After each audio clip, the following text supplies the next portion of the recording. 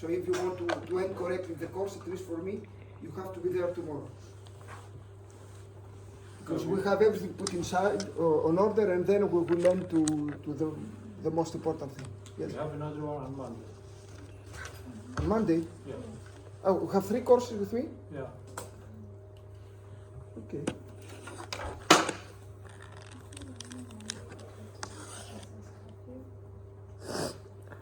Yes, you have right. So we have 3 courses. That's nice. I thought that we had only 2. Okay.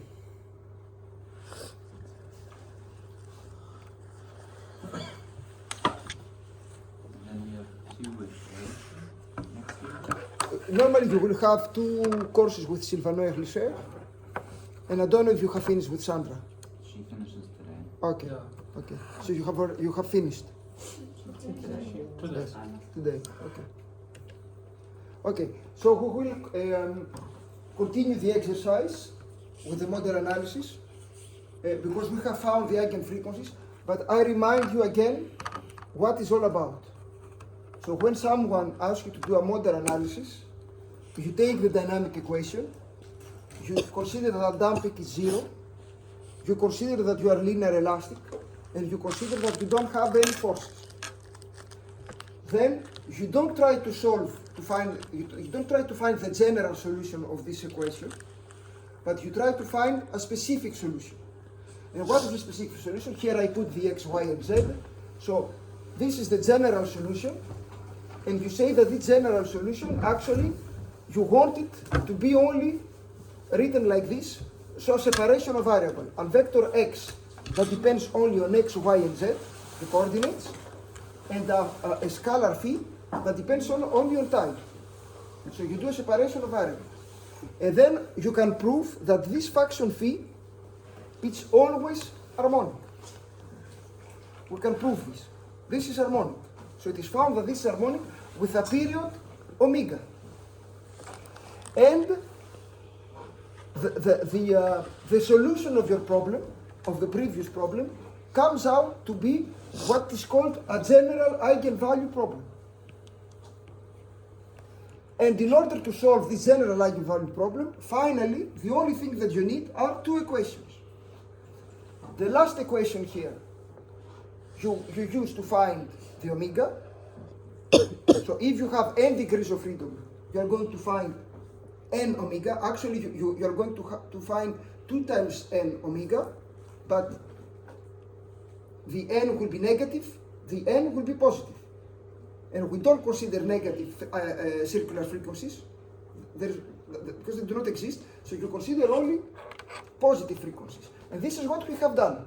So for this system with 2 degrees of freedom, so we consider a simple building with 2 degrees of freedom, U1 and U2, where we have that the stiffness matrix was 2k minus k and k, and the mass matrix is m, 0, 0, and n. With k, I don't remember what was the value, 18, 10 at the power of 6 Newton per meter, and the mass, which is 20,000 kilos. So 20, 10 at the power of 3 kilos. So you simulate your reinforced concrete dam with finite elements. You press the button, and the computer, by summing the elementary stiffness matrix and the elementary mass matrix, calculates the stiffness matrix and the mass matrix of your 3D structure. So you can have thousands degrees of freedom. So K and M will be 1,000 lines, 1,000 rows. Then you ask the computer to do a model analysis. I remind you, you don't need to give to a computer the loading. There is no loading when you do model analysis. So once the computer has K and M, you check, do me a model analysis. So the computer calculates, not as we have done it by hand, but with an iterative algorithm that doesn't converge all the time, but it doesn't matter. Calculate the determinant K minus omega squared times M. And normally, if you have, theoretically, if you have 10,000 degrees of freedom, theoretically the computer should be able to find 10,000 frequencies.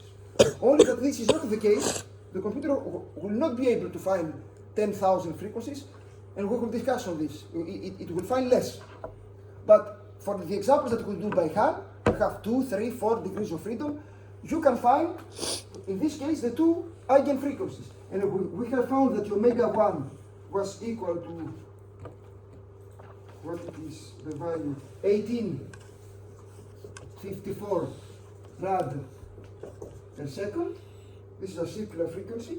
And the omega 2, that was equal to 4854 rad per second. This is what we have found yesterday. And I remind you that always the omega 1 should be smaller or equal to omega 2. That should be smaller or equal to omega 3, smaller or equal to omega n. This is a choice. There's no physical meaning. This is a choice. Omega 1 is always the smaller. And because you know that for a single oscillator, omega, it is equal to 2 times p times f, or 2 times p divided by tau, the period, right? So you know also that the frequencies, f, that are the unit is hertz, is again f1 inferior or equal to f2, inferior or equal to fn. And the period is the opposite. And this is very important because in earthquake engineering, the first period, which is the biggest one, we call it fundamental period. So when an engineer tells you that the fundamental period of the building is 3 seconds, this is the biggest, always, the biggest value. Okay? Now, that was the first part of the model analysis, meaning we have calculated the omega. But there is a second unknown, which is the eigenvector, the x. We have found the phi, because once you know the omega, you can find the phi. You have the harmonic movement, and then you have to find the x. To find the x, you use the first equation here. So you replace with omega 1, you are going to find the x1. Then we're going to replace for omega 2, and we're going to find the x2. So let's start. Okay, so for omega 1, for first eigenmode,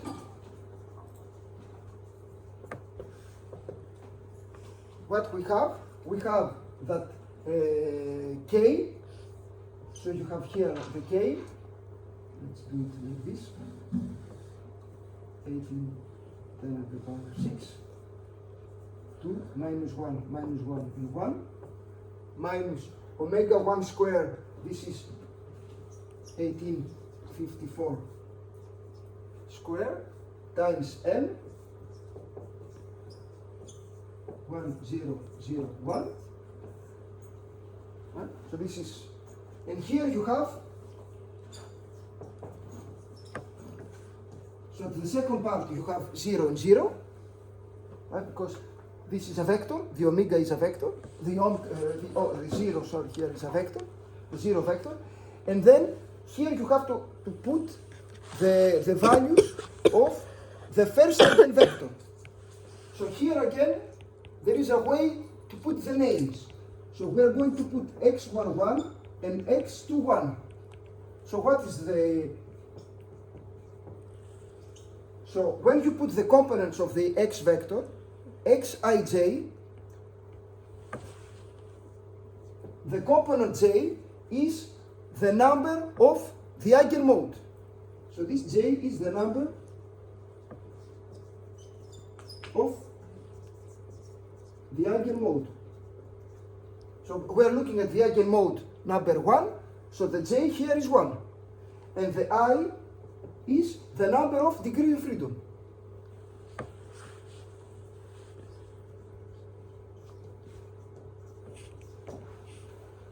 Right? So you have to put x11 and x21.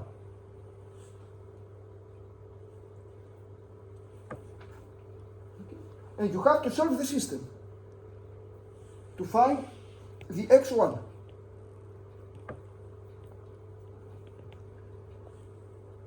Clear what I'm saying? Here you apply this to find the x1 vector. The x1 vector has two components, the x11 and the x21. This is the x1 vector. This is the x1 vector, and this is the 0 vector. So the x1 vector has two components, x11 and x21. And we have to identify those two values to find the x1 component.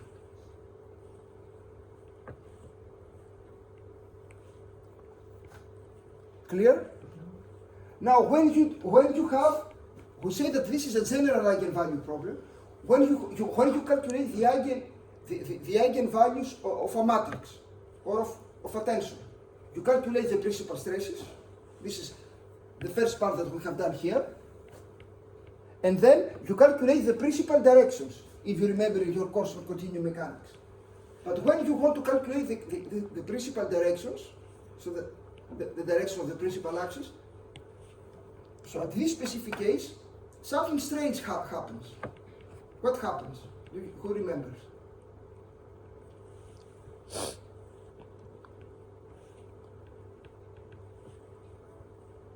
So you calculate the principal stresses. So in our case, those are the eigenfrequencies in dynamics. So you have the eigenfrequencies, the first part of the model analysis. And in the second part, when you do a classical eigenvalue problem, you have to calculate the principal directions. Here we have to calculate the eigenvectors. But when you try to solve the system, if you remember the other exercise that you have done in other courses, there is something strange that happens. Who remembers?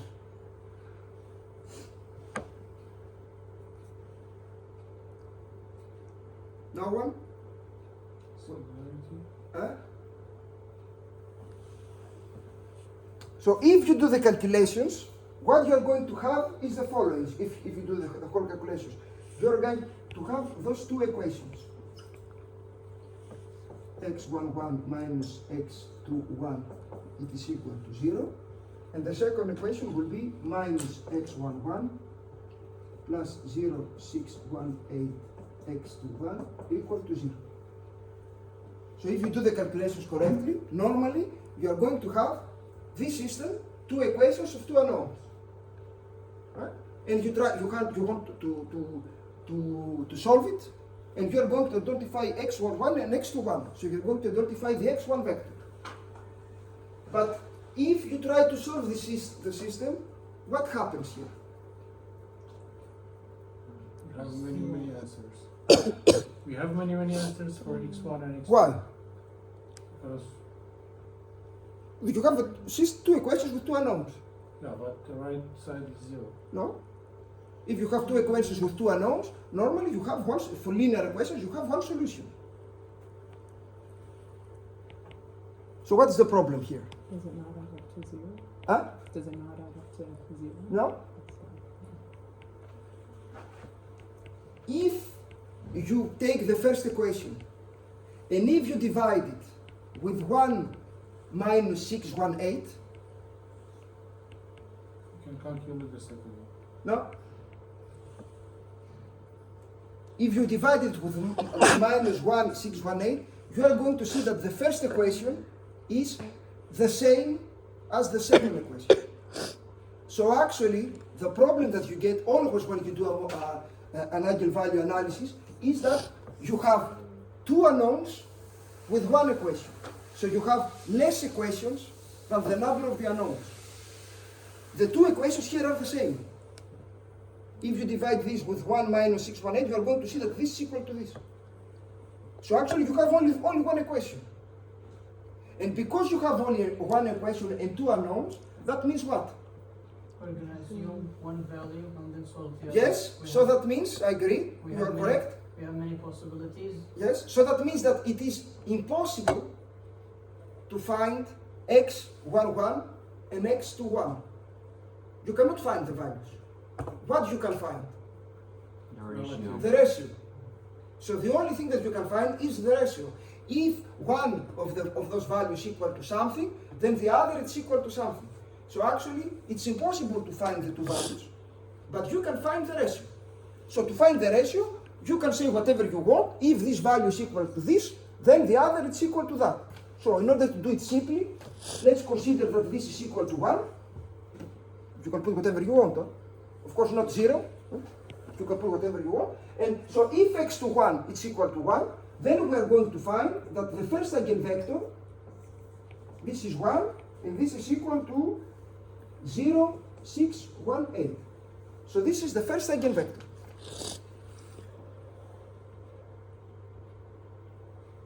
So I repeat, the values, you don't know the values. You don't know what's the value of x11 or x21.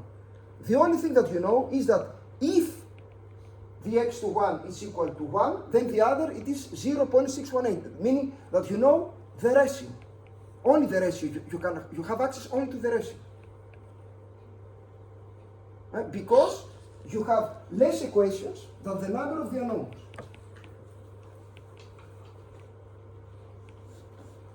And now, this thing, you say to the computer, you can plot it. And the computer what will tell you that, imagine that, let's simplify the building like this, with two masses, the first floor and the second floor. What it means? It means that if the second floor moves at the right equal to 1, then the first floor moves at the right at 0.618. And the computer knows those 2 points and then can use an interpolation to plot, for example, the building like this. But what you have to understand is that the computer knows only those 2 values. What happens between is just an interpolation. So this is the x1 vector, and you have to remember, I repeat, what is an eigenmode? An eigenmode, you can imagine it as a single oscillator that does what? An harmonic movement. So you have this x eigenvector that gives you what we call the deformed shape of the eigenmode, but this is multiplied with phi cosinus omega 1 plus sinus omega 1. So actually the computer can plot you a video where you can see this thing that oscillates like this with a period t1. And you have the oscillation of the first eigenmode. Clear? X does not depend on time. So this is your x, but this is multiplied with phi that gives the harmonic movement. And I repeat, you don't know that the top floor, you have a displacement of 1 millimeter, 1 centimeter, or 1 kilometer. Actually, there is no loading in the model analysis. The only thing that you know is the ratio. So you have the idea about the deformed shape. What is the deformed shape of the building, if it is excited according to the first eigenmode, but you don't have the values. You have only the form. Clear? Now, you can do the same thing for the omega 2. So if you do this for the omega 2, so I do the same thing. So here, for the second eigenmode, so here I replace this with 4854 square. Here you have the second eigenvector, x2. So what I'm going to write as a components here inside, if you remember this, x12 and x22 equals to 0. So you do the calculation and you're going to find,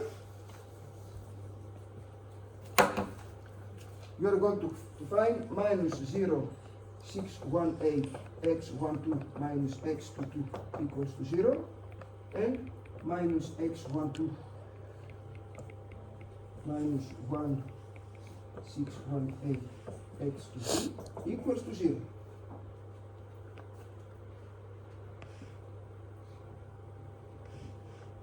And so normally, again, the two equations are the same. So you have to normalize. So let's put this equal to 1.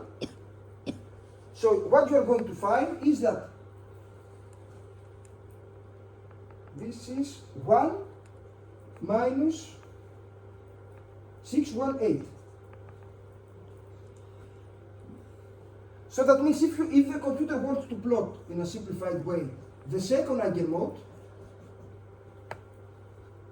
what you are going to have? You're going to have that if the first floor moves 1, the first floor moves in the other direction minus 1618. And so the deformed shape, apologies again for my drawings, is something like this. So that means this is the deformed shape, and then you multiply with cosinus omega 2, sinus omega 2. So you have the V2 will be something like this.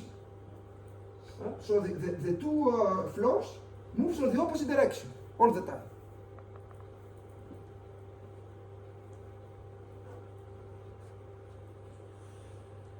And so the silly question that I always ask at this point is, or in another slide, but this is the same thing, in which floor you're going to buy your apartment? The first floor or the second? Yeah, this is, put a,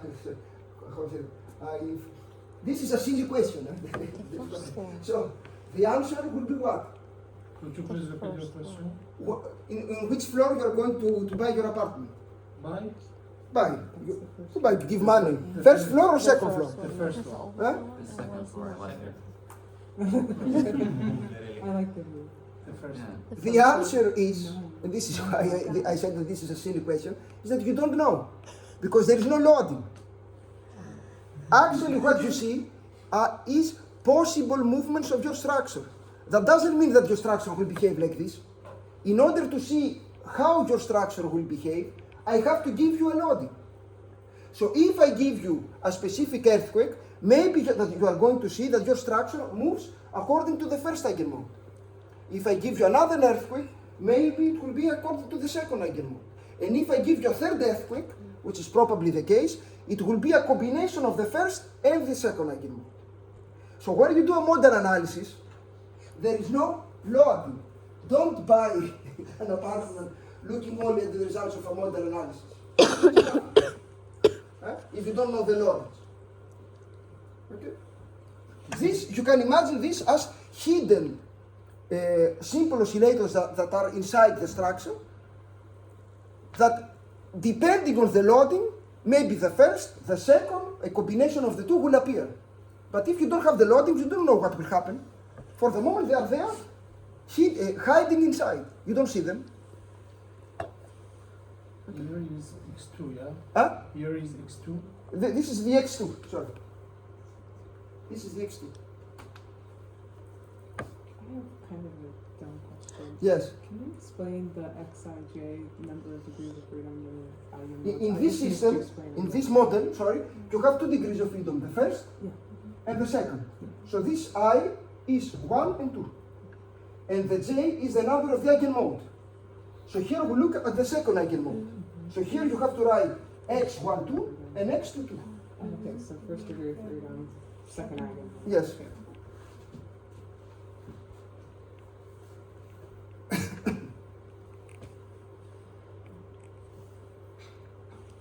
Professor, Yes. 2 questions on convention. Last time you labeled the structure, each column was K. Should it be K over 2 to obtain that matrix? Or, No, it depends actually what is K. In what I said here, maybe I have not put K, if you want to have this, K is the stiffness, the total stiffness of the floor.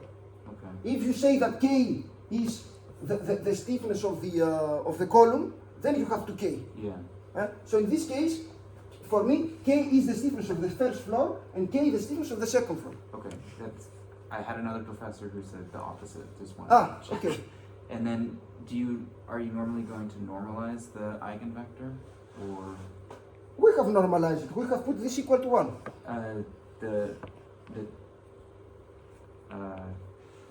the, the length of the vector, like the sum of the squares of the components equal to 1? You can, I don't know what you are thinking about, but you can normalize as you want. Okay. I say I put this term equal to 1, so I found the other one. You want to put this one, you want to put the sum of the two, I don't know why you are doing this, but Just convention question. no, normally, if actually you don't care because it is the ratio. The ratio between me and you, we have the same ratio. Yeah. Okay. Now, when we do the equations, we solve by hand, we use the simplest thing for a human. What is the simplest thing? Is to put 1. Now, the computer does not put 1. The computer actually normalizes, I think, most of the times with the total mass. So he calculates somewhere the total mass of the building, and then, but you don't, okay, you use something else. But the result is the same. So if you want to normalize with 10,000,44,5, you can do it. Okay. Huh? The important thing is that we are going to have the same ratio. Now the case that you said for the professor, I didn't understand. Maybe I'm wrong, but K for me is the total for the first floor and K for the second. Huh? So if you put here K over 2 and K over 2, you have the same. Yeah. If I'm wrong, doesn't matter. It's not important. The important thing is the. Now, let me show you, because all this is a little bit academic, but see, for example, some buildings in the States, because I took those pictures from the book of Chopra, that was professor in Berkeley, one of the classical books in earthquake engineering. So I don't know if you have been to San Francisco, but in the center of the town you have this building. So this building, actually, we don't have the plans, but it seems to be symmetric in the x and y directions.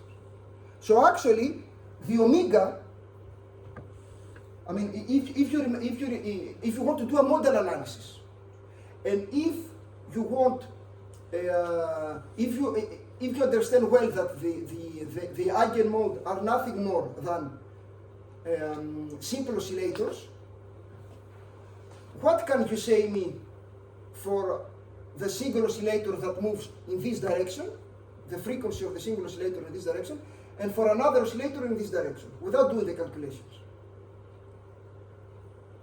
If the building is symmetric, they should be the same. Yeah, because the frequency, the eigenfrequency of a single oscillator is k over m, of a single oscillator. So if the k, the stiffness, and the masses are distributed in symmetrically in the two directions, so it's not obvious, but one should expect that the eigenfrequencies are the same in the x direction, in the two horizontal directions. Okay? Clear?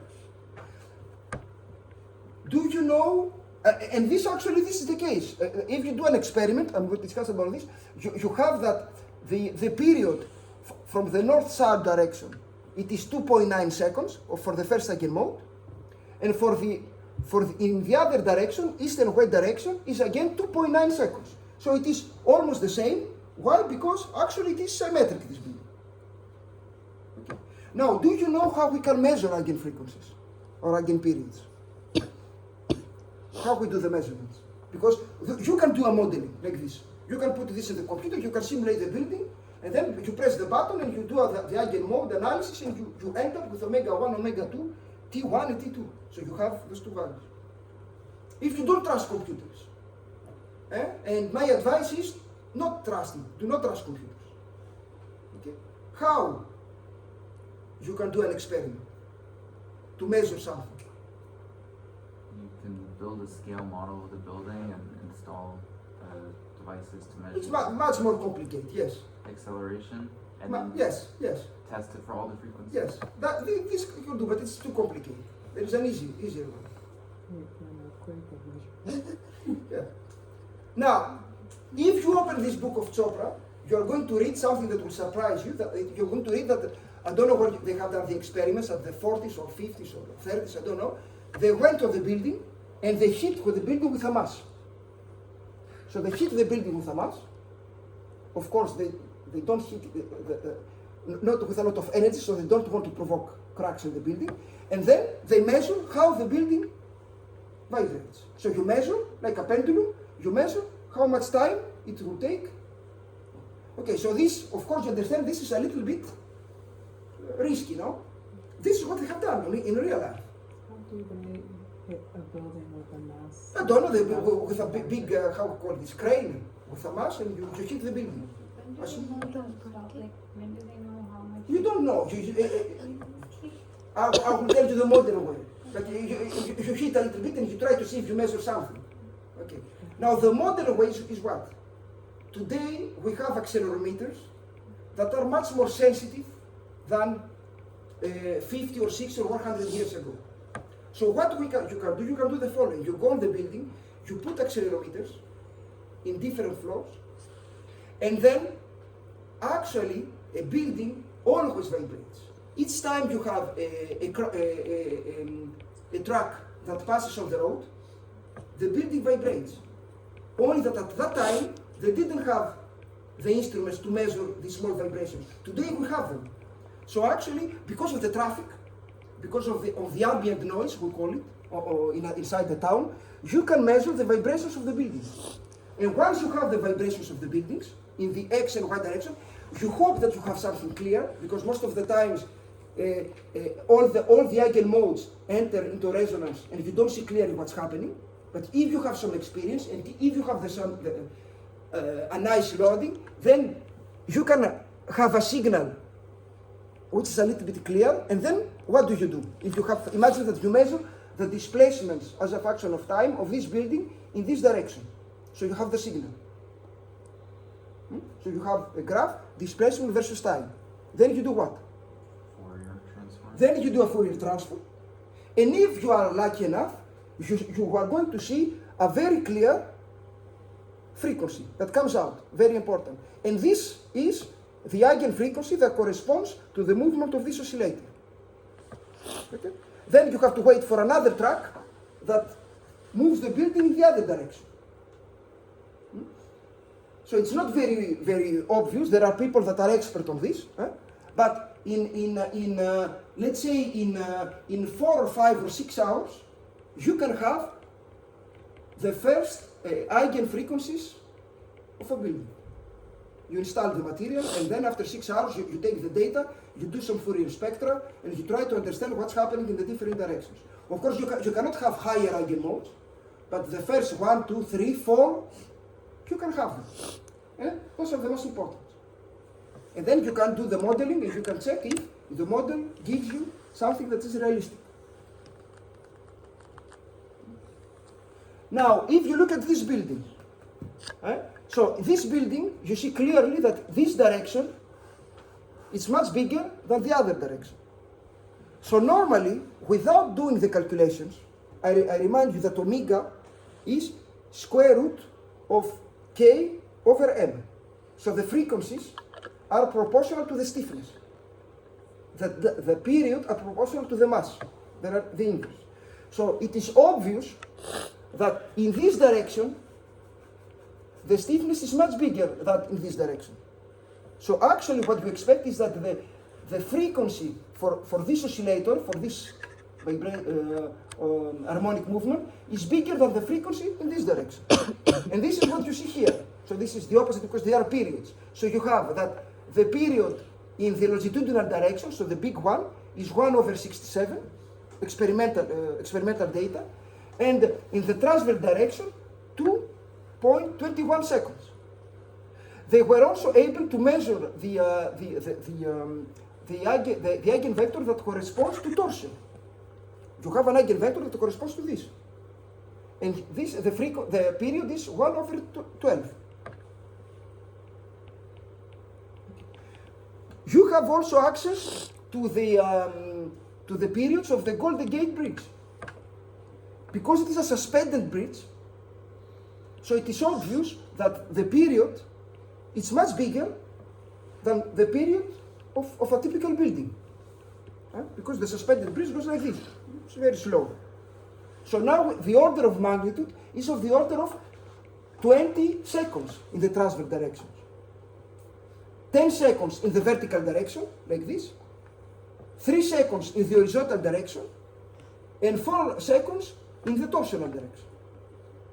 So all those are eigenmodes, simple oscillators that are hidden inside the building. And if you excite the building correctly, you are going to see them. Or you can find them with modeling.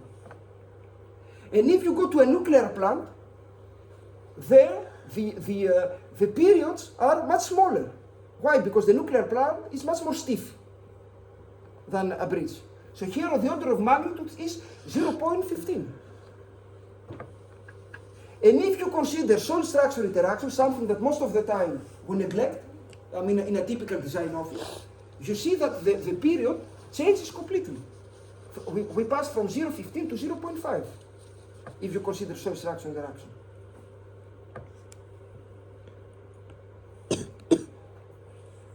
Now, this is a simple model that I have done with Castem just to illustrate this. Imagine that you have this second floor, 2 floors building, only that are simulated as a 3D building with beams and 2 definite elements for the slabs. So actually it is a model with a lot of degrees of freedom. Not only 2, but I don't know, 100 or 1000. You press the button of the computer, you say calculate the eigenfrequencies, and then you say to the computer, plot the eigenvectors. So what, because I put some specific values just to illustrate, you see, I don't know if you see clearly that the white, I think this is the white, yes. The white lines correspond to the building which is that does not move, and the yellow to the eigenvector. So what you can see that the first eigenvector corresponds to a flexion. The second eigenvector corresponds to a torsion. The third eigenvector corresponds to a vertical displacement of the second floor. And the fourth eigenvector corresponds to a vertical displacement of the first floor. So again, if I ask you the silly question, I don't know if you see better, where are you going to buy your apartment? The answer is, we don't know. You give me the earthquake, and then I will be able to tell you if the earthquake will excite this eigenmode, or this and this, or 4 of them together. But if you don't have the loading, you don't know what will happen. In a model analysis, you don't have the loading. Actually, I don't know, have you done a model analysis in the computer? So when you do a model analysis, actually the computer tells you, give me an amplification factor. I don't know if you have noticed this. The amplification factor is what? If you don't see clearly what's happening, the computer just multiply this with 10. So you give 10. So you see this eigenvector amplified. Why you can do this? Because of this. Because the ratio remains correct. So you can amplify or decrease or whatever you want, as long as the ratio stays constant. So this is why when you do a model analysis, you have in the computer an amplification factor and you can increase it to see clearly what's happening there. But again, this is not 1 millimeter, 1 centimeter, 1 kilometer. This means that if the second floor, the first floor move up to 1, the second floor will move up to 0.001. This is what it means.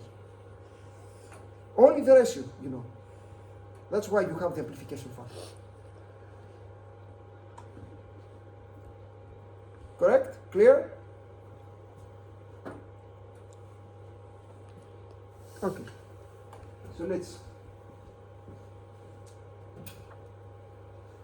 So the examples are academic, but this is what's happening if you have 100,000 degrees of freedom. Now, the only difference is that this determinant is calculated using an iterative algorithm, and this iterative algorithm actually does not converge all the time. So the computer will tell you that normally I should have found 10,000 eigenmodes. I found only 1,000. The other I cannot find. So what will happen in that case? Do you know? This is what we're going to discuss now. You can set the precision to be lower so that it could find No. something. There is a better way.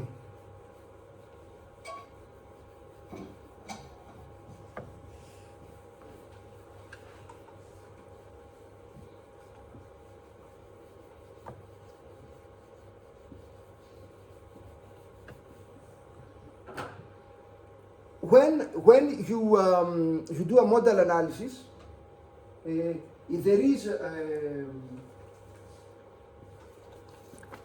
we're going to do in the next exercise we're going to do this, but you can also calculate what it is called, where it is, the model participation factor, and you can calculate what it is called the effective model mass. Now what is all about? This model participation factor, actually, that you can calculate, tells you what is the importance of the specific eigenmode to the total response of your building. So actually, you know if this eigenmode is important or not. The model participation factor. How much this eigenmode participate to the total, to the behavior of your building. You understand what I'm saying or not? So that means that if you have 10 eigenmodes, and you know that the first two have a very big model participation factor, and the other 8 have a small model participation factor, you can do what? The ratio. No, you can neglect the other 8. So if the computer is not able to find the 9,000 eigenmodes, but you are certain that all the first 100 eigenmodes have a very big participation factor, so you are certain that all the other ones that you don't know have a small participation factor, you neglect them. Okay? So now, what is, to be more specific, what is the criterion? What is the number that you have to respect in order to see how many eigenmodes you are going to consider in your calculation? Now, we're going to do the exercise. For each eigenmode, you have to calculate.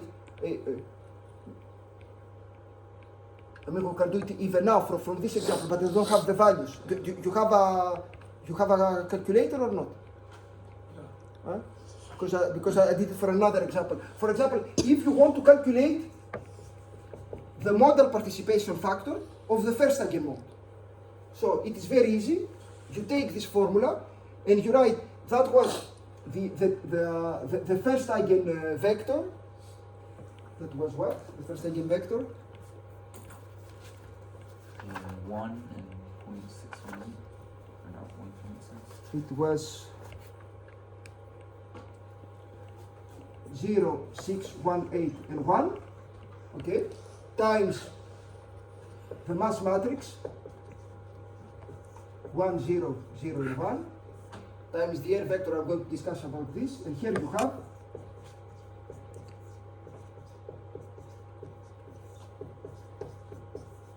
and here you are going to have 0, 6, 1, 8, and 1. Okay? So the model participation factor in our example for the first eigenmode is this one. And the only thing that remains to calculate is this R.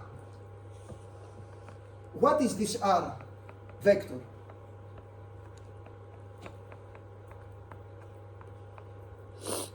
So I will tell, is it clear up to that point? This thing that I have written here, it is clear or not? XR is the transverse of the x1 vector, so it is a line times a mass matrix times a vector, that I'm going to discuss about this now. And this is the same thing. So here, if you do this multiplication, here you will end up with a scalar. And if you do this multiplication, you will end up with a scalar. So scalar by scalar, you are going to find here a value. Now, what is R? R is very easy. Actually, it is a vector that contains only the components of this vector are either 1, either 0. So it's a vector that contains either 1, either 0. So what is the criterion? Huh?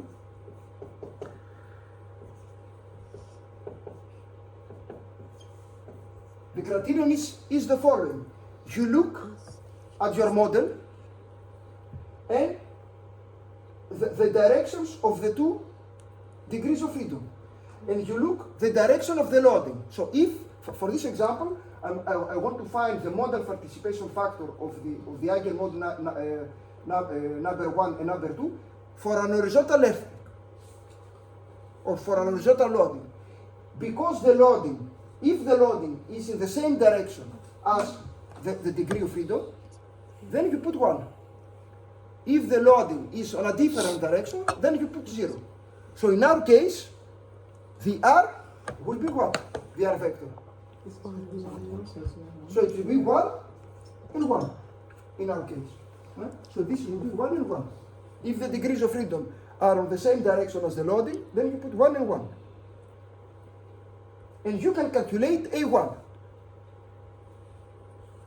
And you can, I don't have the value, so you can do it, you can give it to me. You can find also A2.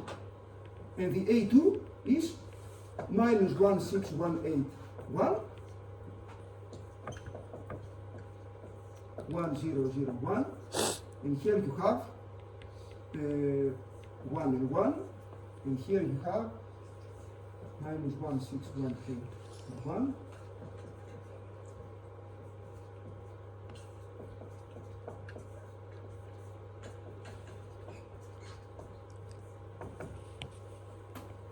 So it's very easy. You calculate alpha 1 and alpha 2. If your model was like this, so imagine this is 1 and that was 2. Your R vector should be 1 and 0. So this is the same thing. So actually, if you have 10,000 degrees of freedom, the computer creates a vector with 10,000 values. The degrees of freedom that are on the same direction as the loading, it puts 1. In all the other, it puts 0.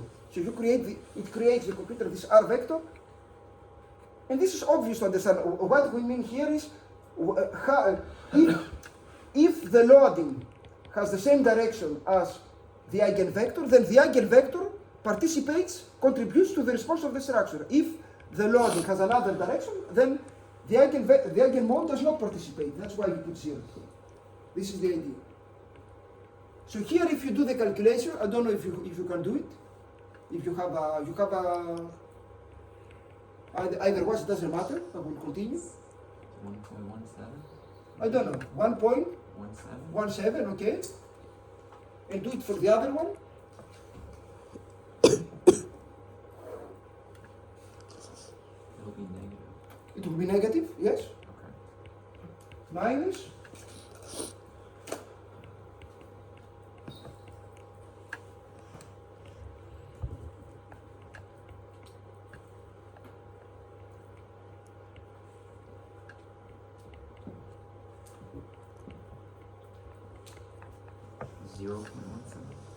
.17. 0.17. Okay, so what you see from those values, of course, it's not obvious to understand. That's why we introduce after, you're going to see the effective modal mass. But what you can understand, although the values they are not very meaningful, it seems that the first eigenmode is more important than the second, because it is bigger. Now, we don't like to see the values like this, because we don't understand many things. What we do is we normalize this thing, and we're going to express the contribution of each eigenmode as a percentage of the total mass of the building. And this is what is called the effective modal mass. Okay. So we are going to have the effective modal, we don't have me one. Okay. I have to discuss about me one first. But you have it here. Okay, so this is the big one. Okay, this is correct. And then I'm going to explain better what it is. This is B1 and this is L1. Eh? So now can you do this calculation? Can you calculate this thing is what is called L1? So this is L1 square divided by mu1 is what it is here. So just calculate L1 square divided by mu1 and L2 square divided by mu2. L1 is 1.618 and squared. So I want this ratio. That was L1 divided by mu1, right? The first thing. Now I want the L1 square divided by mu1.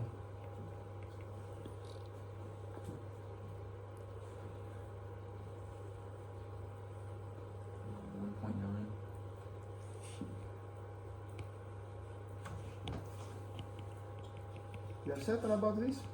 No. No.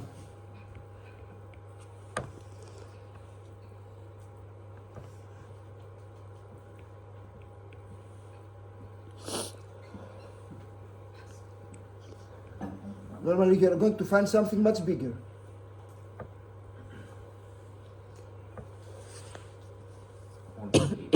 Huh? No.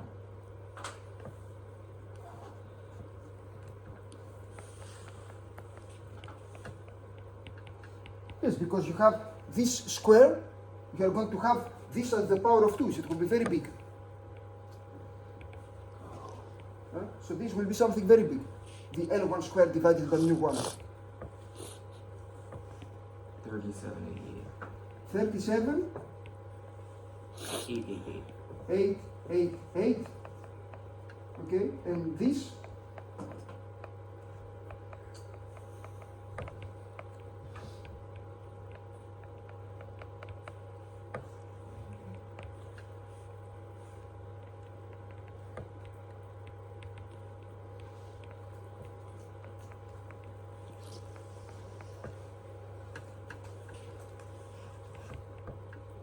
$2,111. 2,111. I don't know. You have to check. Now, the important thing is what? The important thing that this thing, actually, you have to express it as a percentage of the total mass of the building. So what is the total mass of the building? Sum of all. The sum of the two masses. So actually it is 40, 10 power 3. So this is how much of the 40? You can do the calculation or not? 90 something percent. 90, I don't know how much. Who can do the calculation?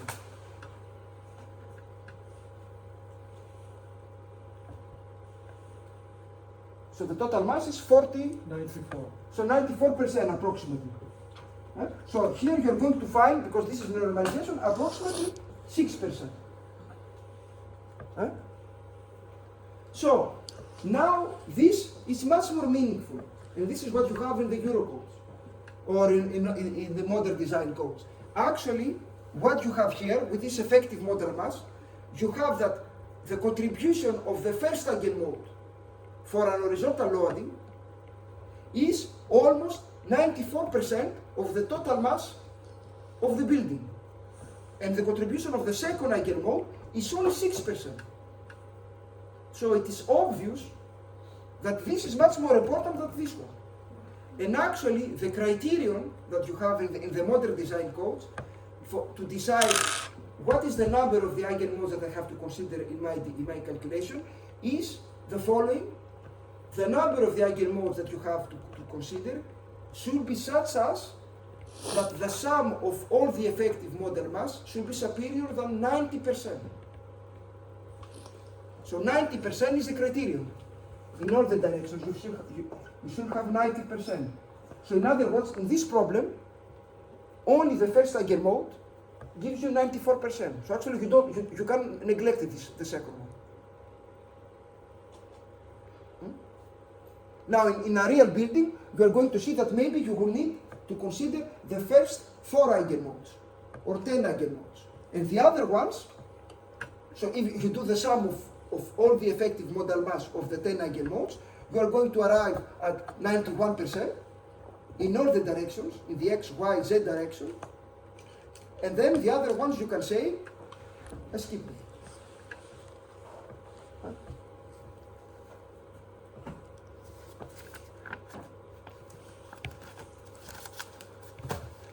Clear?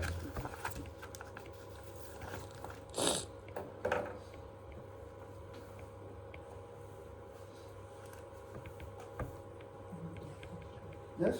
The total mass of the building is 20 times 10 to the third. It's 2 times 20, because you have 2 floors. Each floor Oh, is 2 floors. Each floor has 20, 10 to the power of 3 mass. So approximately the total mass is 40,000 kilos. yeah, makes sense. Okay? Do you have any questions up to that point? I messed it up. Those should be doubled. Eh? Those should be doubled then. Which one? Both of these values, I didn't do the calculation right, but It doesn't matter.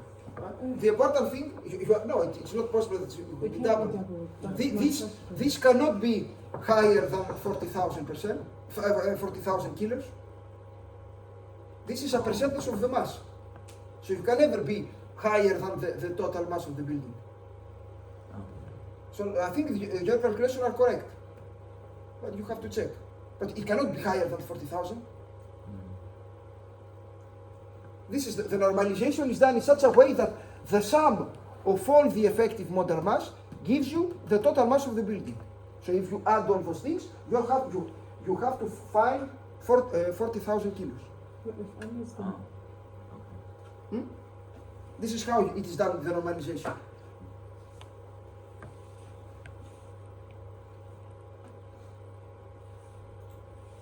so in the formula for AR, we use the mass of the building for each floor or the total? No, the total is the mass matrix. So it is it is not the total, it is the mass matrix. In the mass matrix you have everything. Mhm. This is the mass matrix. Oh, that's not, it's not 20.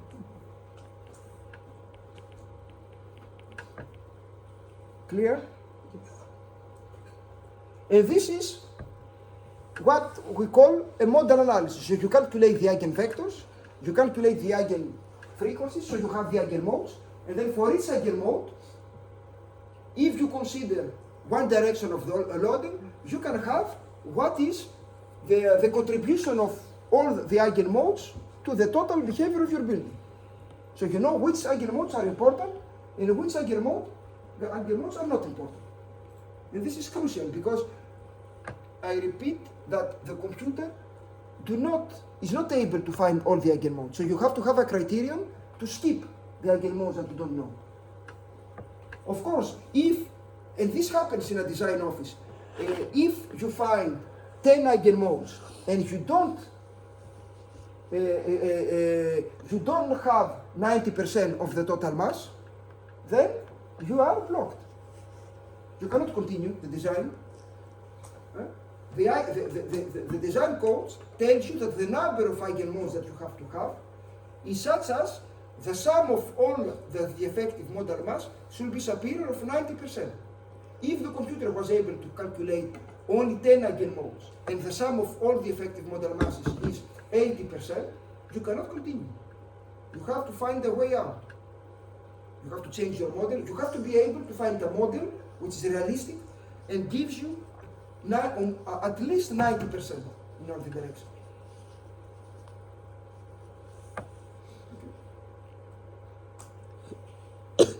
Now in this case it's easy, only the first eigenmode, you can continue only with the first eigenmode because the second one contributes at 60% only.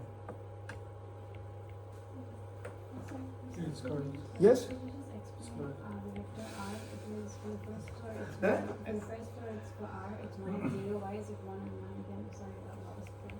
No, the idea is imagine that in the computer you have two masses and you have 3 degrees of freedom per mass. So you have 1, 2, 3, 4, 5, and 6. Okay, so your R vector will have 6 values. Either 1, either 0. So imagine that I tell you that I want for a rotational earthquake. If the earthquake is rotational, or the loading is, you just apply a rotation on the base, then in the first, it is horizontal, so you put 0. The second is vertical, you put 0. The third is rotation, you put 1. And then again 0, 0, 1. If now I change the loading, I put an horizontal loading, then it should be 1, 0, 0, 1, 0, 0. Now if you put all the loadings together, then you will have 1 all over the place. This is the idea. So it's pretty easy, this R vector.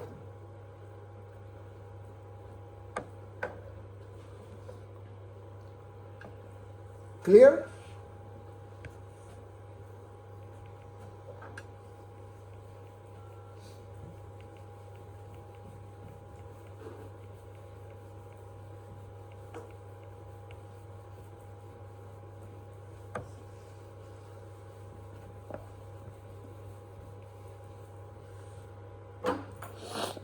Now, in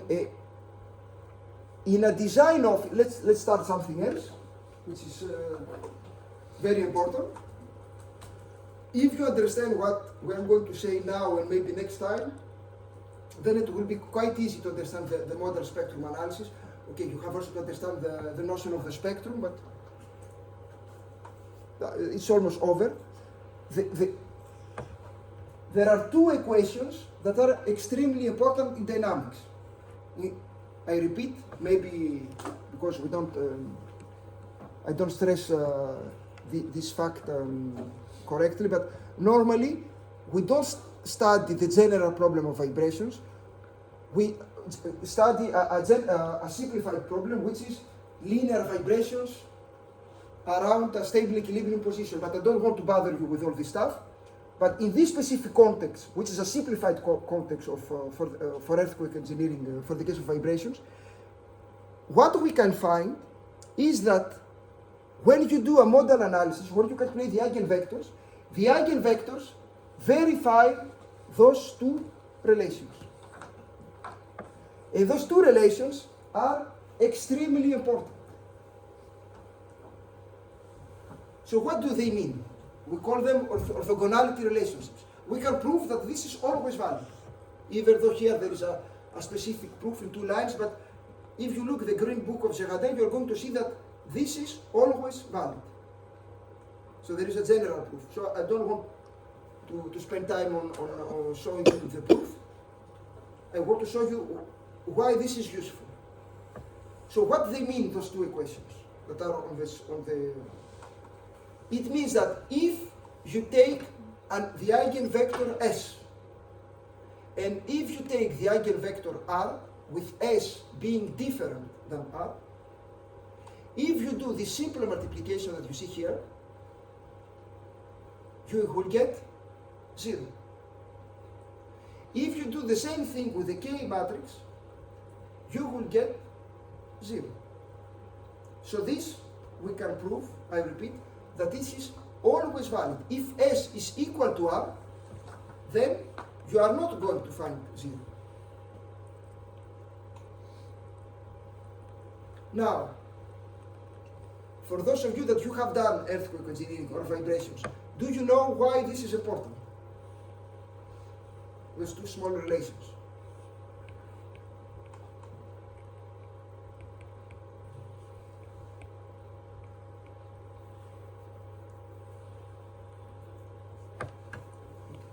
Let me start with it's not the same thing, but I think that you can understand it. Imagine that we forget about dynamics and imagine that we are in a 3D space. In this 3D space, we have 3 unit vectors: E1, E2, and E3. You agree with me? It's clear? Now, when you know that the vector E1 is orthogonal to the vector E2. That means what mathematically? When you say that the two vectors are orthogonal? to each other. They are independent. Yes? But mathematically you write how? This orthogonality relation. The dot product of the two is equal to 0. Now, so if you have in the 3D space the two vectors that are orthogonal, the dot product is 0. The other thing that we have also in a 3D space is that those three vectors that are orthogonal to each other constitute a basis in this 3D space. This means what? You can form any vector from a combination of the three. So whatever, so you have this E1, E1, sorry about this, is E1, E2, and E3. Huh? So if I put whatever point I want in the space, then I can draw a vector, and this vector I can write it how? Linear As a linear combination of E1, E2, E3. So that means that if you have a problem in this 3D space, whatever point is the solution of your problem, if you stay in this 3D space, you can write it as a linear combination of E1, E2, and E3. Clear? Now, this is the same thing in dynamics, only that now we are not in a 3D space, but we are in something that we cannot understand, a mathematical space that has dimensions n. N is the dimension of the mass matrix and the stiffness matrix. So you can have a mathematical space with, if your model has 100,000 degrees of freedom, 100,000 dimensions. Okay, and those, because you remember that the dynamic equation is mass times the acceleration plus k times the displacement. It's equal to something, to a force, if you apply a force. So that means that the eigenvectors that you have found are orthogonal, not within each other. The first eigenvector is not orthogonal to the second eigenvector, but the eigenvectors are orthogonal to the mass matrix and to the stiffness matrix. So in this n space, the first thing that you can understand is that whatever vector in this n space, you can write it as a linear combination of the eigenvectors. So a displacement vector or a force vector, you can write it as a linear combination of x1, x2, x3, xn. But also, whatever is the solution in this n space of your dynamic equation, you can write it as a linear combination of x1, x2, x3, xn. Because the eigenvector constitute a basis in this, we call this modal space. And this is the basis of what we are calling in dynamics the modal superposition technique. In other words, you are going to see how we do it. In other words, the solution of your dynamic equation is nothing more than a linear combination of the different eigenmodes. Because of those two very simple equations. But we can prove they are always valid.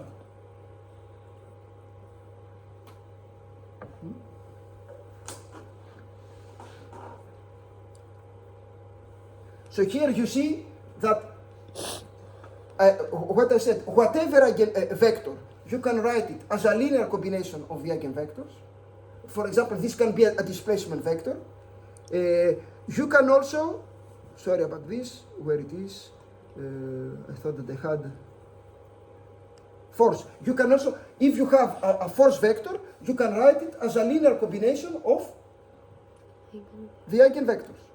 So, to sum up, whatever vector you have, you can write it as a linear combination of the eigenvectors. Everything you can express as a linear combination of the eigenvectors. Now, let's go back a little bit. Let me go back a little bit on this problem.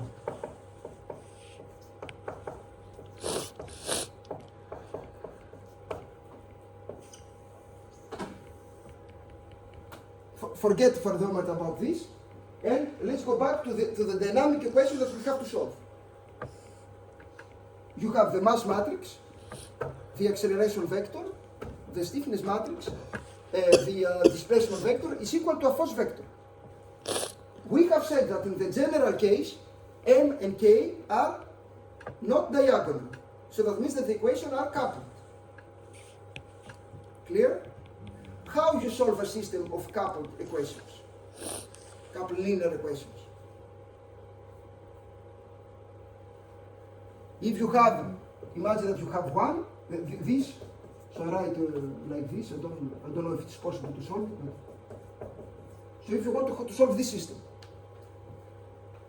how you are going to solve it? Solve for one in terms of the other value. So one idea is to say x1 it is equal 3 minus 2x2 and you put it here. This is the substitution method that we can use by hand. The computer do not use it because it costs money, it costs time. So what other method you have to solve this system? You write it as a coefficient matrix and invert. So you can put it in a matrix form and you can inverse the first matrix. We can do it by hand. Of course the computer can do all those things, but it takes time. So if we have something better, we use something better, and we have something better. So we forget about this. Other method. Elimination method. That means We minus subtract both the equation from each other so that we eliminate one of the. you don't. So what is the final objective with this elimination that you call? This is the Gauss method. What is the final objective? What do you want to have at the end? The final objective, you write the system in a matrix form, A times X equal to B, and when you do this, what you call elimination, this is the Gauss method. Actually, what Gauss proposed is to create this matrix, the Gauss matrix, to change it and to do it either upper diagonal, either lower diagonal. So an upper diagonal matrix is a matrix, I don't know if it is the opposite, I don't remember. So if you have here, everywhere here you have zeros, and here you have values, this is, I suppose, a lower diagonal, I don't remember, but this is the idea of Gauss. So if you have this, then from the last equation you calculate this term, then you go here, you calculate the two terms, and you go up. So this is the classical method that the computer likes when the computer needs to solve a system of 10,000 linear equations. Now, if you have millions of linear equations, there are better algorithms. But in civil engineering, the classical scheme is this Gauss scheme. In linear vibrations, we have something even better than the Gauss scheme. What is even better than this? If it's diagonal. If it's diagonal. So if you manage, it is written there, if you manage to do this matrix diagonal, so 0 here, so that means that directly all the equations are uncoupled. So you can take the last equation, you can solve it, you can take the previous equation, you can solve it, so you decouple the system. So the idea is how we can change this matrix to diagonal. And this is because we can do it because of this thing here, those two equations. Now how it works? It's quite easy actually. What you do is that you create a big matrix that you call X, and in this big matrix you put all your eigenvectors. So you put the first eigenvector, the second eigenvector, the n eigenvector, and you create a big matrix X. Clear? So now that you have this big matrix X, if you do this simple multiplication, and the computer loves doing multiplications, it goes very fast, and most of the times it doesn't do a lot of errors, but everything depends, but okay. It's much better to do multiplication than division. So if you do x transpose times k times x, this multiplication here, because of those equations here, you are going to see that you are going to get a new matrix, generalized stiffness matrix, which is diagonal. And if you do this multiplication here, you are going to find automatically a new mass matrix, which is diagonal. And I think all of them are one, yeah? Huh? All of them are one for mass matrix. Oh, the values of the diagonal are not one. The values outside of the diagonal are 0. But the values of the diagonal are not 1. They are values, but not 0. So we're going to do an exercise, but with this simple multiplication, you will end up with a stiffness matrix and a mass matrix, which is diagonal. So it is much better than the Gauss method, because the computer, here we're playing with 2 by 2 matrices. Imagine that you have K matrix and M matrix, 10,000 by 10,000. And K and M are coupled matrices. So with just this multiplication, you will end up with a new stiffness matrix and a new mass matrix, which is diagonal.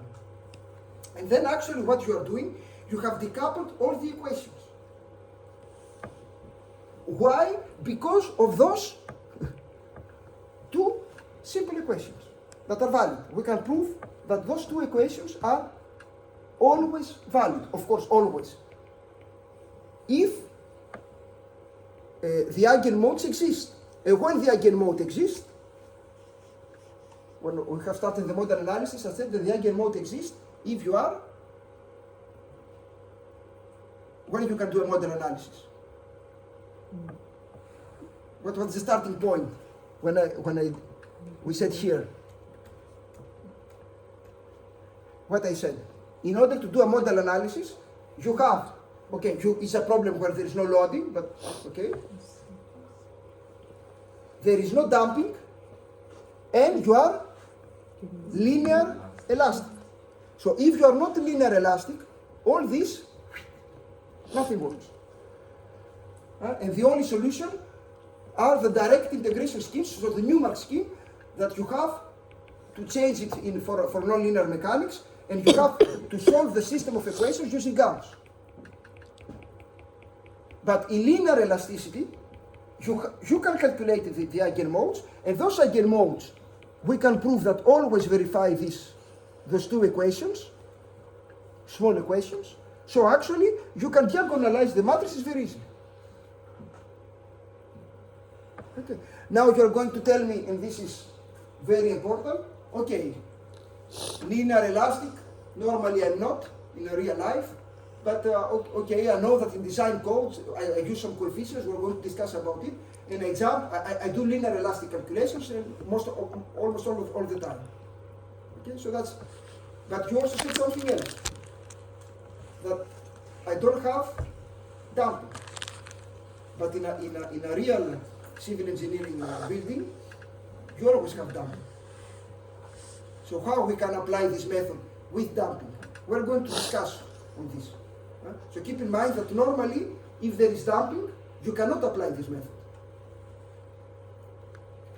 And why? Maybe I'm a little bit quick.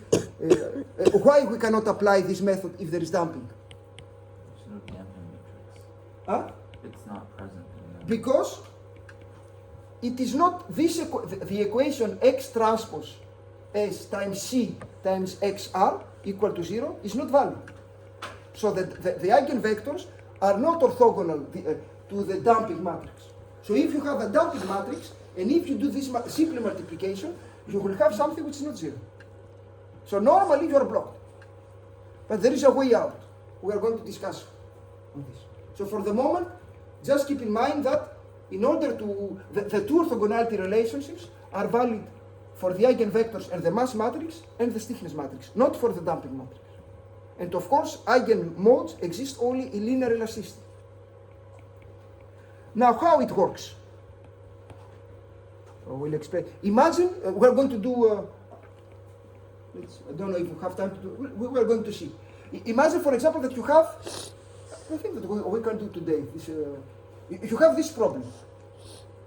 So you are able to identify the mass matrix of your system, of your model, the stiffness matrix, and so in our case it will be this, for example, this two-story building. You have the mass matrix and the stiffness matrix, and now you have done the model analysis, so you know the eigenvectors and the eigenfrequencies, and now the problem is the following.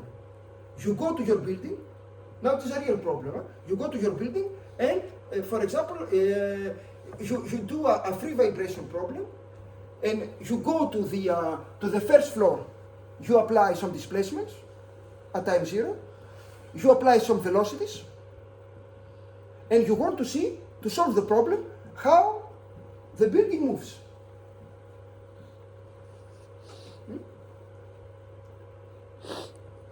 So I repeat, I don't know if you have grasped the idea.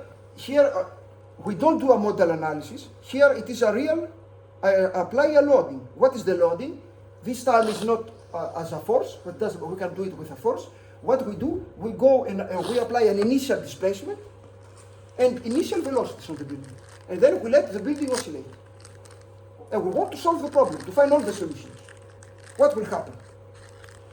Are we going to see what is Q, what is Q dot, what is Q double dot? This is the problem. And for this, what we are going to do, we are going to do this model superposition technique in order to solve the problem.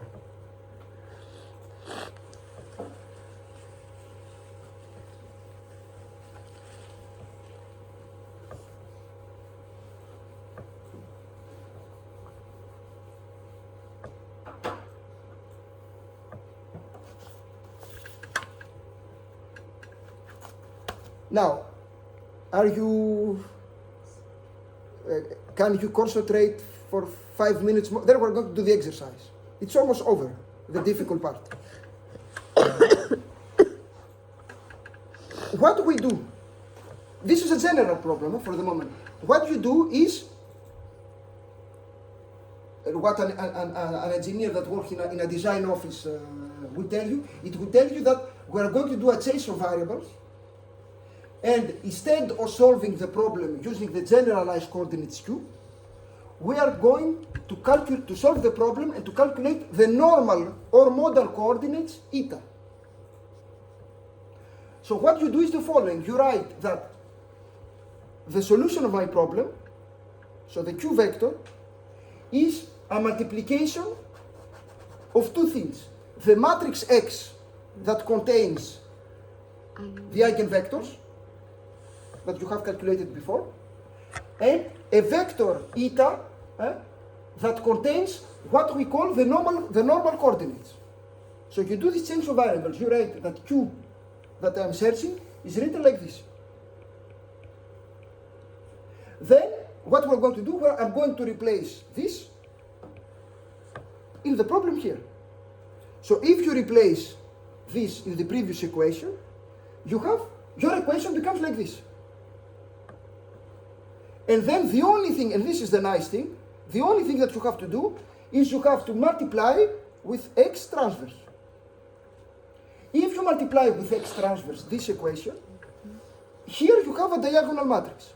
And here you have a diagonal matrix. And actually, the values that you have here are the mu1 that we have calculated in the model participation factor, are mu1, mu2, mu_n.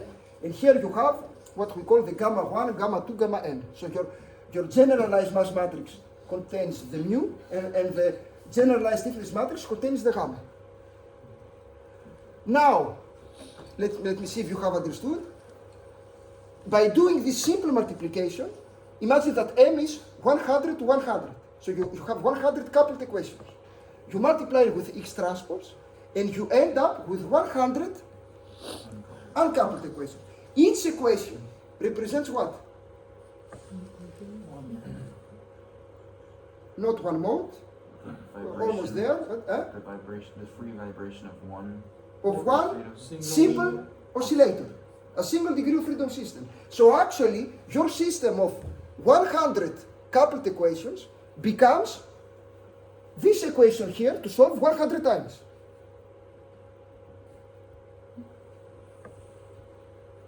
Okay, so with this simple multiplication, you end up, this problem here can be a nuclear plant.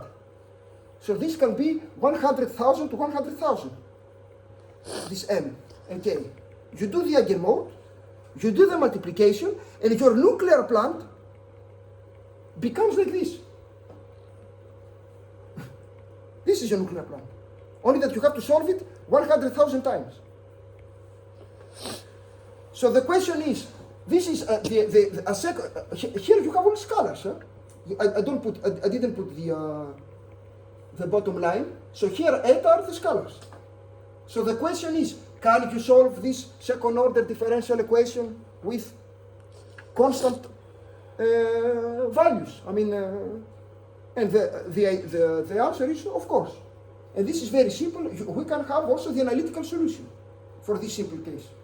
And the analytical solution is this one for this simple case. So that means that you know the analytical solution, you know the eta, so those eta are, they are, so the eta 1 is the solution of the first, eta 2, eta 3 of the 100,000 eigenmodes. So then, now that you have X with the model analysis, and now that you have the solution, you have to do only this multiplication and to find the solution of your problem. And the solution of your problem, actually, it is this. And here, what you see, we see that the solution of my problem is nothing more than the sum of the contribution of all the eigenmodes. This is why the method is called model superposition technique.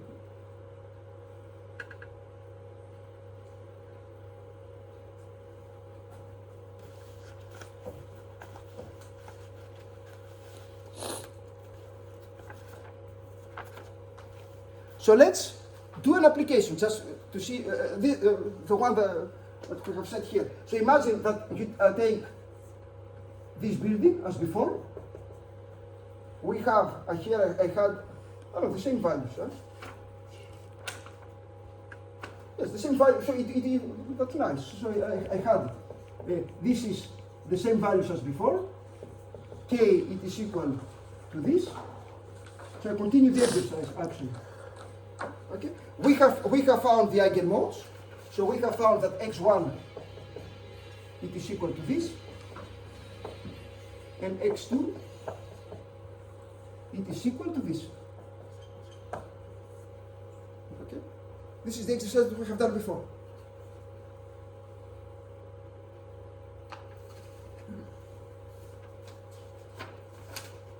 So the exercise now is, imagine that, okay, you have done the model analysis, you have calculated the model participation factors.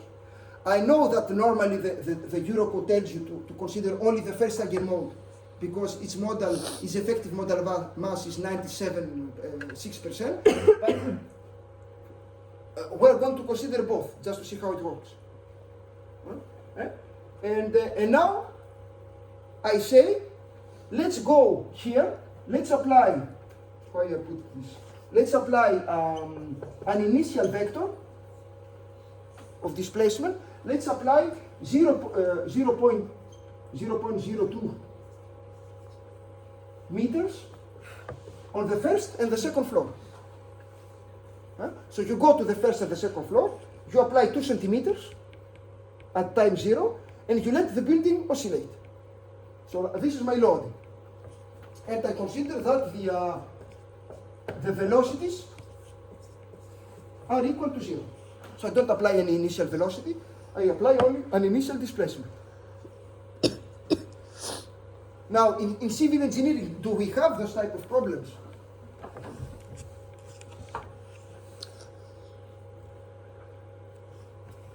Give me an example where in civil engineering we have this type of problem. The eigenmodes, looks cute.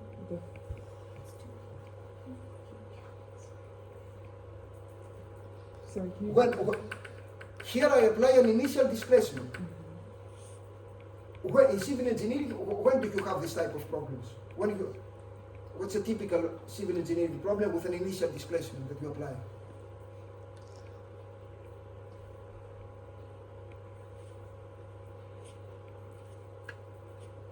A classical problem that I can imagine is, imagine that you have a beam, you have a bridge, and I don't know for what reason, how it's called, appui, how, huh?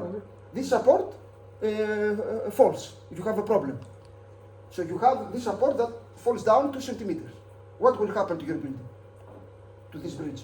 So this is the case here. Well, here it is the other way around. We go, I don't know why, you go to the first floor and the second floor, and you apply 2 centimeters. And you consider that you are in dynamics. And then you let the building oscillate. What will happen? Of course, we can do the method by applying a force. Huh? I can apply P1 and P2, also as a function of time. But let's do it because this is simpler for the moment. Is that Q dot? This is Q dot. So I said that the initial conditions are that the displacements at the first floor are equal to 2 centimeters. The velocities at T0 are equal to 0. So I don't apply a velocity, I apply a displacement. And the question is, you have done the modal analysis, I give you the loading. Now the loading is in terms of initial displacements. Calculate what will happen. So, just to see, you can, let's for example do those calculations here. First of all, your X matrix will be what? So X1 and X2. So here the X matrix is this one and this one. So the computer creates the X matrix knowing the 100 eigenvectors. So you have your X matrix. Then you can calculate how I name it MG. Yeah, MG. Let me put it. generalized is MG. Yes, MG. I put like this. This a little bit. Yes, with 2. So MG. So the generalized mass matrix. This is equal to this. Now, of course, in this case, the mass matrix is diagonal, so the multiplication will give you again a diagonal matrix. But if it was not diagonal, you will get a diagonal. We're going to see with the stiffness matrix. So here you have 0, 6, 1, 8 minus 1, 6, 1, 8, 1 and 1.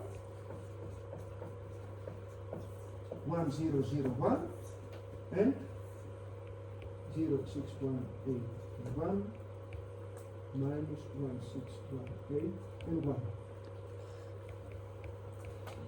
So if you do the calculations, you're going to have to find,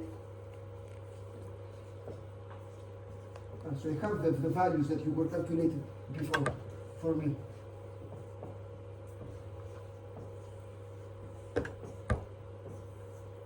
Right? So normally, and this is what we call, this is the new one, and this is the new 2.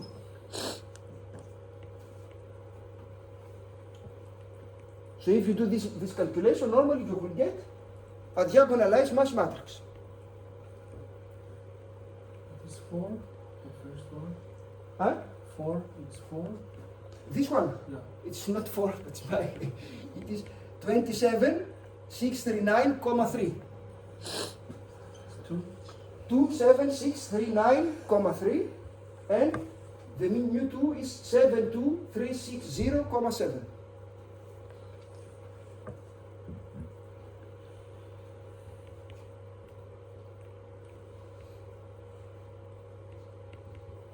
And you can do the same thing for the generalized stiffness matrix.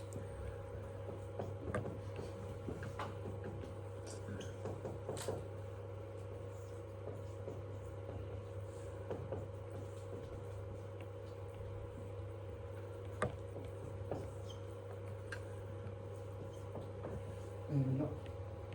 18, 10 to the power of 6, 1. Minus 1 and 1.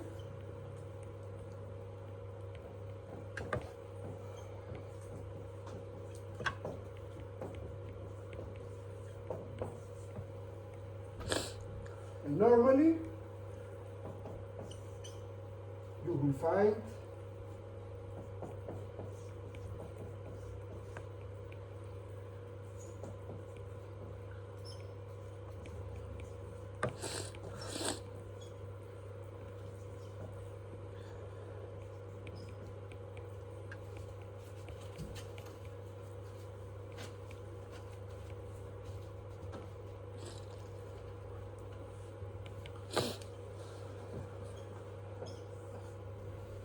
Is that mu1 and mu2 or mu1? this is mu 1 and mu 2, and here you have gamma 1 and gamma 2.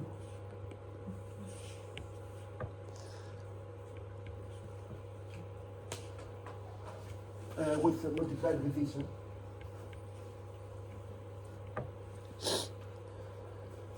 So, what does this tell you? Like, I understand I calculate it, and it's the orthogonality matrix, but an actual real life application and or what does it mean?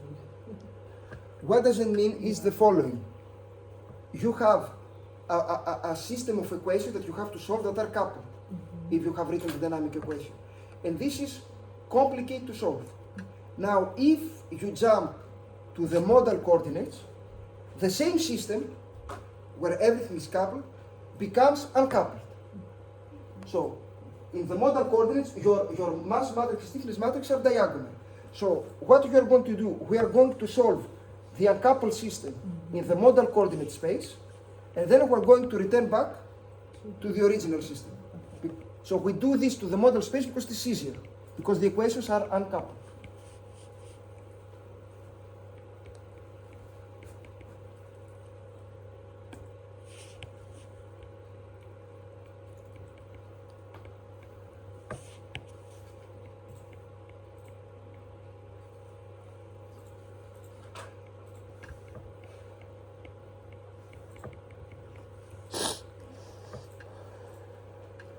Clear?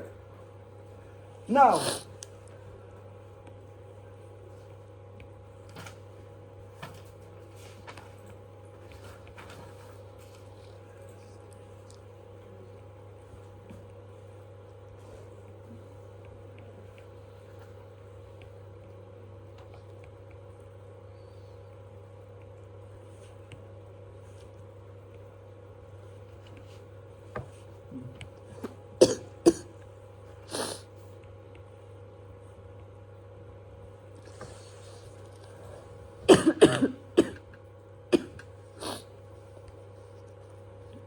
is it clear up to that point?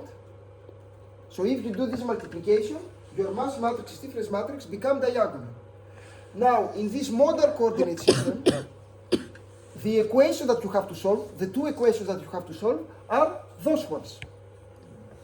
And the solution has this formula. Now, if you remember,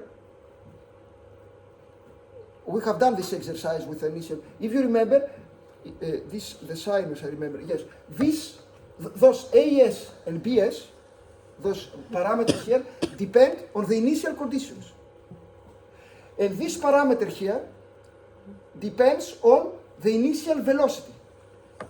And this parameter here depends on the initial displacement. So actually, because the initial velocity here is 0, this parameter here will be equal to 0. So the only thing that we have to calculate is this parameter AS. I don't know if maybe I'm going a little bit fast. It's clear? So I repeat that in the modal space, the two equations that are coupled that were coupled become uncoupled. And those equations are the equations of a simple oscillator and a free vibration problem. So this equation that you have to solve 2 times has this analytical solution, where those two parameters, AS and BS, depend on the initial conditions. Only that BS depends actually on the velocities, the initial velocities. And because they are 0, I give you that they are 0, this beta S disappears. So the only thing that we have to find is this A1 and A2. Okay? And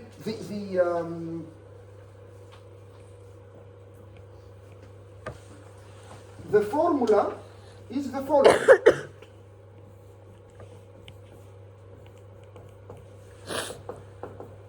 What you have to write? You have to write the initial conditions in the model space.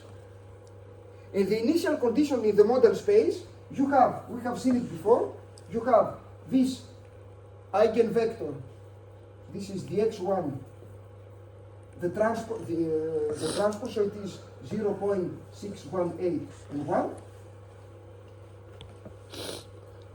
times the mass matrix, 1, 0, 0, and 1, and times here what are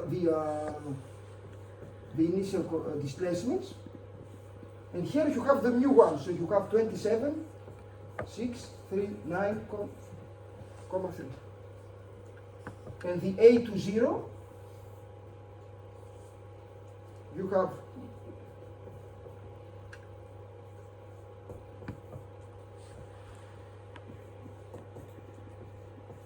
1, 0, 0, 1. And here you apply again 0, 0, 2, 0, 0, 2. And you have this 7, 2.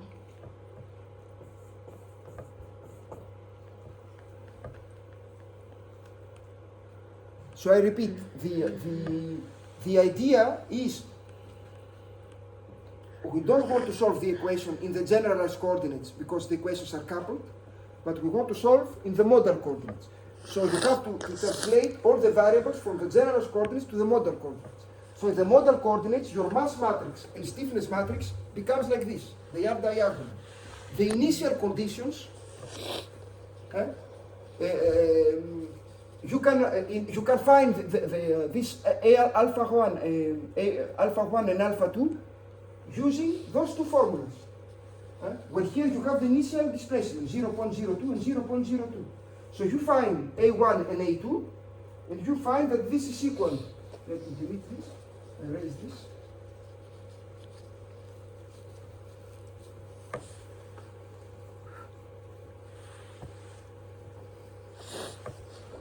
This is equal to 0.023416, and this is equal to minus 0.003416. So you find your two A1 and A2 for the first eigenmode and for the second eigenmode.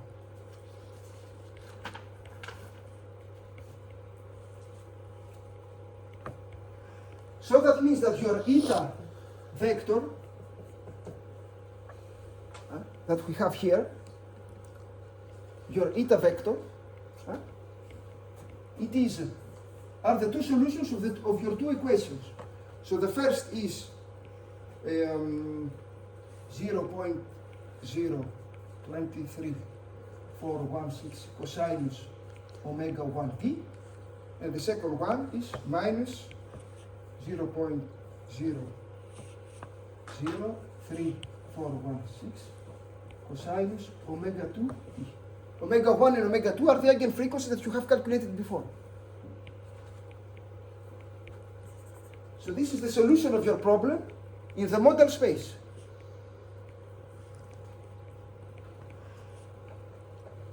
And then we have to return back to the system of the generalized coordinates. And to do this, you have just to multiply your eta vector with x.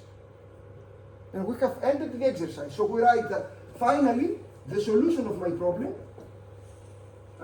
it is the x matrix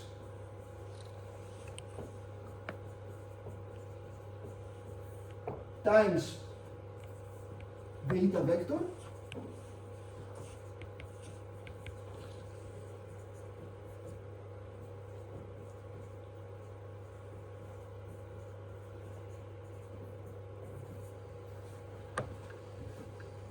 and if you do this, you're going to find that finally your the Q as a function of time, it is equal to this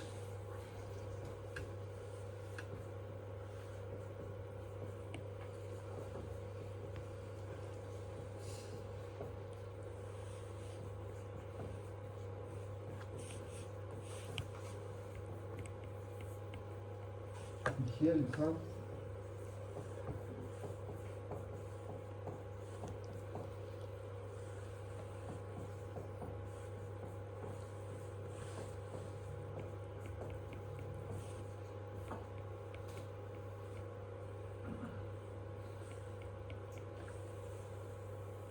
and you have ended the exercise. What number did you write for A10? 0.0. 0.023416, and this is minus 0.003416. Read the second one again. Minus 0.003416. So you have here, this is the solution in the model coordinates, and by multiply it with x, you go to the generalized coordinates. And here you see that I multiplied everything with 1000 so that I will get the solution in meters. So this is what we get in meters, because those are millimeters. We should put omega 1 and omega 2. This is millimeters, and that was in meters. Yes? Your Should put omega 1 and omega 2 in these two equations? Yes, the omega 1 and omega 2 that we have found in the model analysis. So what you see that if you go to the building and you apply 2 centimeters and on the first floor and 2 centimeters on the second floor, the two floors will start moving like this. So the first floor with this, you know omega 1 and omega 2 from the model analysis, with this equation here, and the second floor with this equation here. So you can do a video where we can see how the building behaves. Now the other important thing, you see clearly that the building of the first floor is a contribution of the first mode and the second mode. This is why it's called modal superposition technique. The building of the second floor is a contribution of the first floor minus the second mode. And you see also clearly, here we have 14, 23, here we have 5 and 3. So it is obvious that the first eigenmode contributes much more to the behavior of the building than the second eigenmode. This is why in the Eurocode they say that if the second mode, if you are already at 90% of the effective total mass, you can skip out the second eigenmode. But in this case, we did the whole calculation. So to sum up,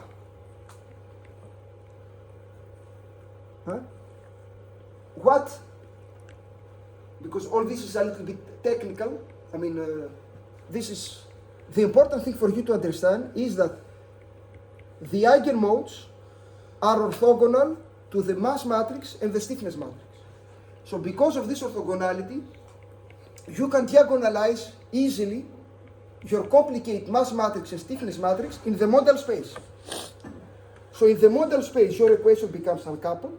You solve each equation that represents now simple oscillator in a model space, and then you go back by multiplying with the X matrix to the original space, and you have the sum of the contributions of all the eigenmodes.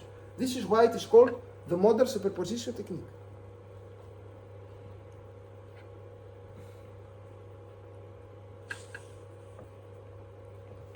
I know that's a little bit too heavy, but the last thing that we are going to say today is what happens if you add damping.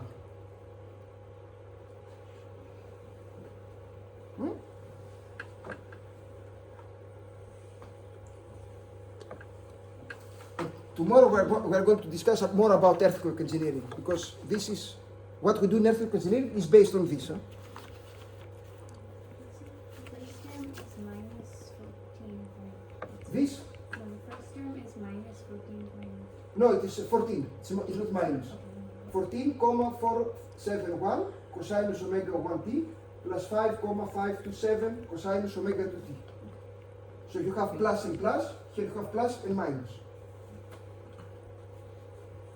Now let me introduce this thing. In civil engineering, you cannot, if you have followed what I said, this method you cannot apply if there is dumping. Why? It's not orthogonal. Because they're not orthogonal. Now, how we can apply this method in civil engineering? What is the way out?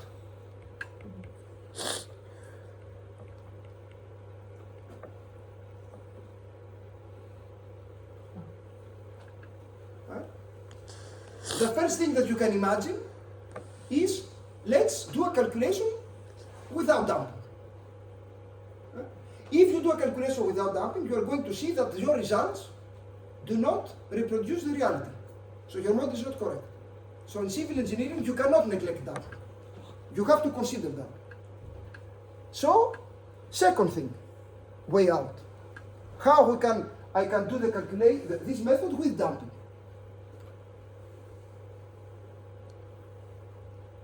Give me a way out. You can see the effect of damping. Huh? We can see the effect of damping in initial velocity, for example. If I give you a damping matrix, so you have in the total, in the big equation, you have c times velocity. This you have to put into account in civil engineering. You cannot forget it, otherwise. So how I can apply this method with damping?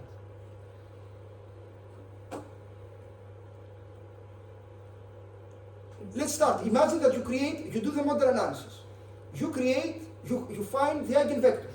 You create the X matrix. You write X transverse times M times X. You get the generalized mass matrix. X transpose times M, the generalized mass matrix, the generalized stiffness matrix. And then you do X transpose times C times X. You don't get a diagonal damping matrix. So everything, you're blocked. At this specific point, you're blocked. You get a damping matrix which is not diagonal. How we can find a way out? A simplified method. Is there any way to? I'm searching the way. I must say, it's possible. If there is a way. Is there any way to diagonalize a damping matrix to make it diagonal? How you can do this? First thing that you can do, if you have the engineering mind, is let's set from the beginning the damping matrix diagonal. If you consider a diagonal damping matrix and you do X transpose times C times X, you will still have a diagonal damping matrix. That's very nice, but you do this in the computer, you compare with real life, it doesn't work. So we cannot use a diagonal damping matrix. Mathematically we can, but diagonal damping matrix does not reproduce the reality in a civil engineering building. The damping matrix is not diagonal. Do we know it? Yes, we can find the damping matrix in a building. How you do it? When you do the finite element method, as I said, the guy that has implemented the finite element method, to do it simply, has implemented the elementary mass matrix, the elementary stiffness matrix, and the elementary damping matrix. So when you do the sum, you end up with a damping matrix. And this, you are going to see, it's not diagonal for a typical building. What is the way out? The way out needs a little bit, you have just to remember your maths. Raleigh did the solution, so it's very easy. If you have, let me go again to the 3D space, if you know that this E3 vector is orthogonal to E1 and E2, Can you write the damping matrix in terms of other orthogonal factors? so what said, I think I get in a 3D space, if the vector 3 is orthogonal to E1 and E2, you agree with me that this is orthogonal to whatever vector which is a linear combination of E1 and E2. So this is what Rayleigh said. He said, okay, that's easy. Let's create choose a damping matrix, which is what? Alpha and Huh? plus beta k. So what means what? The linear Combination of K and M. Exactly the same thing. So let's choose a damping matrix like this. So if you choose a damping matrix like this, you know that the eigenvectors are orthogonal to this C matrix because it is a linear combination of A, M, and K. And this simplification works very nicely for earthquake engineering. So if you consider a damping matrix which is a linear combination of M and K, you can apply the model superposition technique because X transpose times C times X will give you a diagonal damping matrix. And this is what we do. So this is a simplification, but it works for most of the cases. Okay? So we can apply the model superposition technique in linear elasticity for most of the buildings or the structures that we have to design in civil engineering, considering what we call a Rayleigh damping. If this is not sufficient, your damping matrix that you have in your structure, you cannot write it, approximate it like this, you cannot apply the method. So let's stop here. Tomorrow we're going to focus better on earthquake engineering because actually this approach, we don't use it in earthquake engineering. But you are going to see why I spent this course to present it to you because actually we use something very similar. Okay, so let's stop and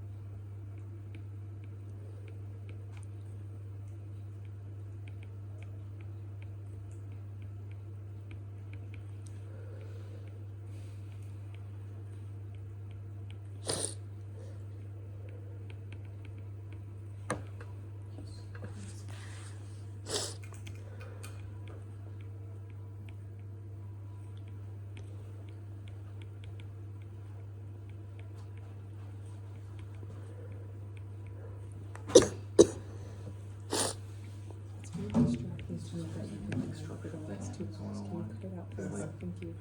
Kind So it's very the simple distracting to stuff. me that you've been And down then for the last she's 2 hours. presenting Could you like cut it out, earthquake please? engineering Thank like you. 701 or something. Like, that's really I don't, I think you can, you're just not trying. Can't. Oh my gosh, when I get back to work, I'm trying to give you some American code lesson. Do you have anything to do tonight? Like, when is nighttime, you sleep. Whether you want to or not, the other's daytime, and if you have things to do, you'll sleep. But I think you do it. I took some pill, but I think it's not strong enough. I don't think that shit's working. Respectfully. But I did get re-upped when I went back.